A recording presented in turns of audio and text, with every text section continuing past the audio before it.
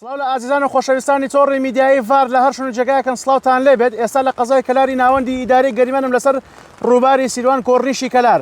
ئەو شەپۆلە بەهێزی کە باسم کردبوو ئێستا بە شێوەیەکی مامناوەندی گەشتۆتە ناوچەکانی گەرمیان و دەوروبەری بە هەمان شێوە قەزای کفری و دەوروبەری پارێزگای کەرکووک. پێشبینیمان وایە کە لە درەنگانێکی ئێوارەی ئەمڕۆ و ئەمشەو هەتا وەکو بەرەبەیانی سبەی هەینی چەقی کاریگەری شەپۆلەکە بێت و لەسەر تاسەری ناوچەکانی کوردستان ئەگەری بارانبارینی زۆر باشەیە بە تایبەتی لە ئیدارەی گەرمیان و کەرکووک و دیالە و هەروەها ناوەڕاستی عێراق و باشووری عێراقیش بە هەمان شێوە و هۆشداری هاتنی لافاوی کتوپڕ ئەدەین لە چەند و دۆڵە نزمایەکان بە هیچ شێوازێک هاونیشتمانیان نزیکی چەند و دۆڵەکان نەکەونەوە، چونکە ئەگەری هاتنی لافاوی کتوپڕ هەیە و لە شوێنە نزمایەکانش بەگشتی دوورکەونەوە. هەروەها هەندێک کات ئەگەری ڕوودانی هەورەبروسکەی زۆر تند و چالاک هەیە لەگەڵ بارینی تەرزە، بۆیە ئاگادار بن بە تایبەتی لە گەرمیان چەقی کاریگەری شەپۆلەکە بێ.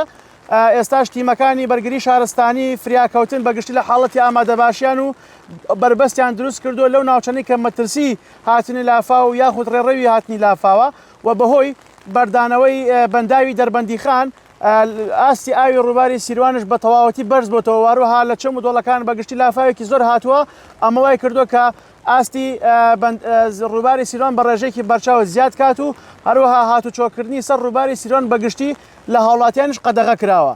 ئەم ناسەقامگیرێکەشەوە هەتا وەکو هەفتەی داهاتوو بەردام و پاشان تا ڕادەیە کەشەکە ئاسایی بێتەوە. وەڵڵاهو ئەعلەم، هەر شاد بن.